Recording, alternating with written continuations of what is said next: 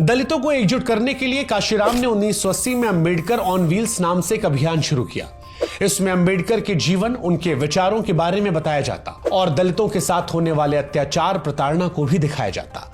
ये एक कामयाब अभियान था। इसके कामयाबी में मायावती का अहम योगदान माना जाता है। इसी बीच 1980 में मंडल कमीशन के चलते पिछड़ी जातियां मोबिलाइज हो रही थी। इससे काशीराम के आंदोलन को काफी मदद मिलती है। 1981 के आखिर में काशीराम ने दलित शोषित समाज संघर्ष समिति बनाई। इसे DS4 के नाम से जाना गया। इसका नारा था, ठाकुर ब्राह्मण बनिया छोड़, बाकी सब हैं DS4। इसी तरह इनके कार्यकर्ता प्रचार के दौरान तिलक, तराजू और तलवार, जूते मारो इनको चार, ऐसे कई नारे लगाने लगे, जिन पर बाद में कई तरह के विवाद हुए। DS4 दरअसल एक राजनीतिक पार्टी नहीं थी। इसका उद्देश्य दलितों, पिछड़ों और अल्पसंख्यकों को साथ में लाना था। DS4 के बाद 14 अप्रैल साल 1984 को दिल्ली में बहुजन समाज पार्टी को लॉन्च किया गया। इसकी लॉन्चिंग से पहले DS4 के नेताओं, कार्यकर्ताओं ने देश भर में लगातार 100 दिनों तक साइकिल से घूमकर अभियान चलाया, जिसमें 7,000 से अधिक सभाएं आयोजित की गई। लेकिन पार्टी की लॉन्चिंग को ज्यादा सुर्खियां नहीं मिली, क्योंकि उस वक्त देश में operation blue star, Bhopal gas त्रासदी, इंदिरा गांधी की हत्या और सिख विरोधी दंगे जैसे कई प्रमुख घटनाएं हो रही थी। इसी साल हुए लोकसभा चुनाव में काशीराम और मायावती ने अपना पहला चुनाव लड़ा।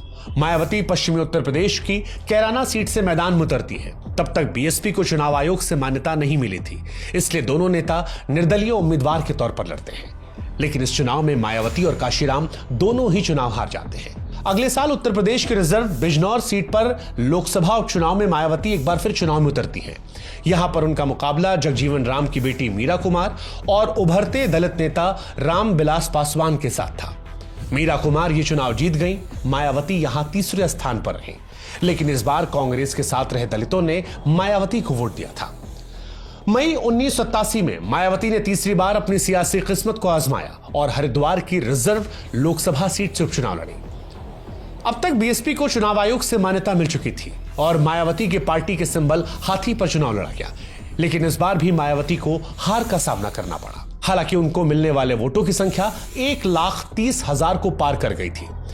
ये वही चुनाव था जिसमें रामविलास पासवान की जमानत जब्त हो गई थी और इसके बाद रामविलास पासवान कभी भी उत्तर प्रदेश से चुनाव नहीं लड़ते हैं। BSP एक के बाद एक चुनाव लड़ती गई। मायावती गांव-गांव जाकर प्रचार करती रही।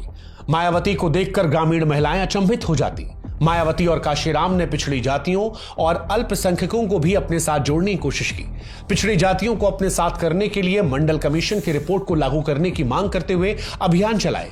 इसके अलावा वो मुस्लिम गांवों और बस्तियों में जाकर मुस्लिमों से दलितों के साथ जुड़ने को कहती। उनकी इस मेहनत का असर भी दिखने लगा।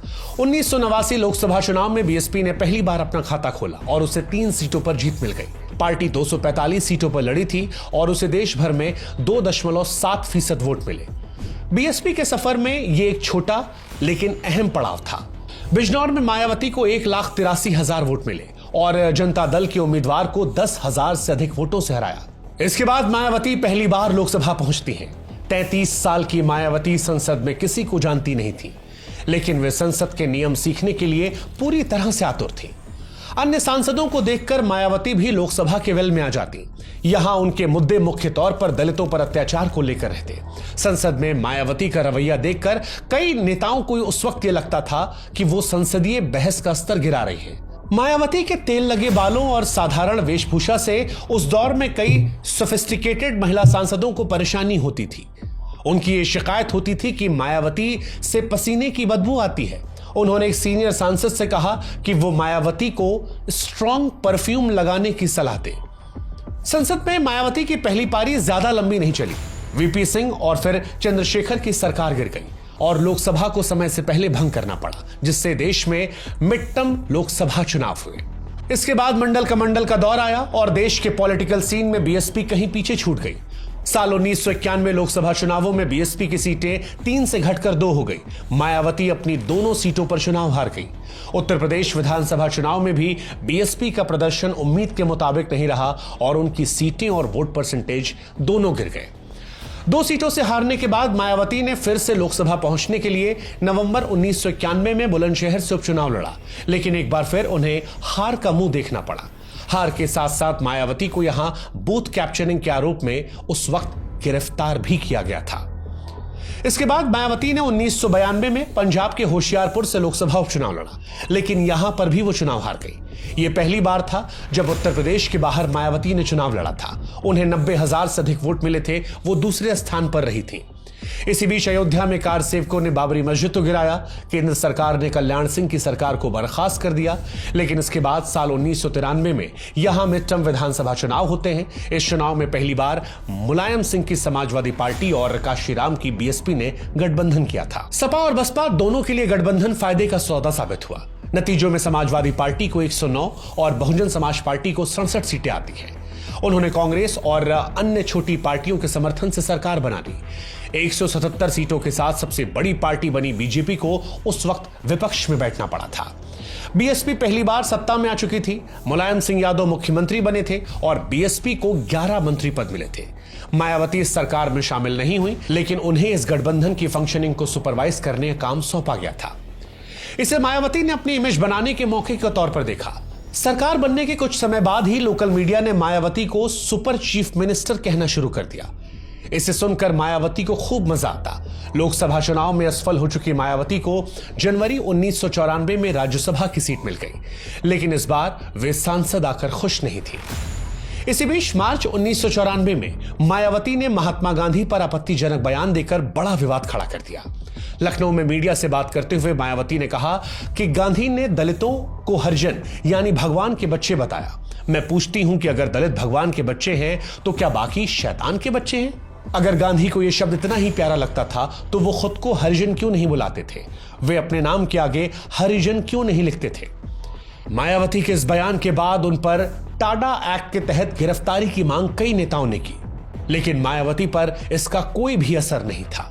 वह इस बयान को लेकर बिल्कुल पीछे नहीं हटी और अपने बयान पर टिकी रही। मुलायम सिंह ने सार्वजनिक तौर पर मायावती की आलोचना नहीं की, लेकिन मायावती के बयान से मुलायम ने दूरियां बना ली थी। 1994 के मध्य तक सपा और बसपा सरकार में दरारें दिखनी शुरू हो गई थी। दलितों के खिलाफ बढ़ रहे अत्याचार इसकी मुख्य वजह थे। 1994 मार्च में मेरठ में जातीय हिंसा में 2 दलितों की मौत समेत कई ऐसी घटनाएं हुई जिससे मायावती को मुलायम सरकार में दखल देने का बहाना मिल गया। कहा जाता है कि मायावती को सरकार में दखल देने में काफी मजा आ रहा था। इसी बीच 1995 में पंचायत चुनाव होते हैं। इसमें एक तरफा जीत के बाद समाजवादी पार्टी को लगा कि गठबंधन से केवल उसे फायदा हुआ है। मुलायम बीएसपी के विधायकों को तोड़ने की कोशिश करने लगे ताकि सरकार चलाने के लिए उन्हें बीएसपी की जरूरत ही ना पड़े। इन सभी चीजों के चलते 1995 की गर्मियां आते आते सपा बसपा गठबंधन टूटने का कगार पर था। मुलायम सिंह यादव उस दौर में मायावती का फोन उठाना बंद कर चुके थे, बीएसपी को तोड़ने की कोशिशें करने में लगे थे। उधर दूसरी तरफ काशीराम ने अटल बिहारी वाजपेयी के साथ अपने अच्छे संबंधों का फायदा उठाते हुए बीजेपी को गठबंधन के लिए तैयार कर लिया था। कहा जाता है कि काशीराम ने समझौता होने तक मायावती को भी इस बारे में जानकारी नहीं दी थी। बीजेपी लीडरशिप काशीराम को मुख्यमंत्री बनाना चाहती थी, लेकिन बीमार होने के चलते वे ऐसा नहीं कर सके। बीजेपी ने उन्हें समर्थन पत्र दे दिया और उनके स्वस्थ होने का इंतजार कर रही थी। लेकिन इसी बीच मई के अंत में काशीराम तक ये खबर पहुंची कि मुलायम बीएसपी को तोड़ने की कोशिश कर रहे हैं। ये खबर पहुंचते ही तुरंत मायावती को अस्पताल में बुलाया और उनसे बीजेपी के साथ सरकार बनाने का आदेश दे दिया। इसके बाद मायावती 1 जून साल 1995 को राज्यपाल से मिलती है, लेकिन जब मुलायम सिंह को यह जानकारी मिली तो मुलायम गुस्से में आ गए।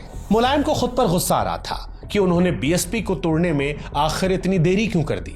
बीएसपी के समर्थन वापस लेने के बाद सरकार में रहने के लिए मुलायम को बीएसपी के 69 में से 23 विधायकों के समर्थन की जरूरत थी, लेकिन उनके पास बीएसपी के उत्तर प्रदेश प्रमुख राज बहादुर समेत 15 विधायकों का ही समर्थन था।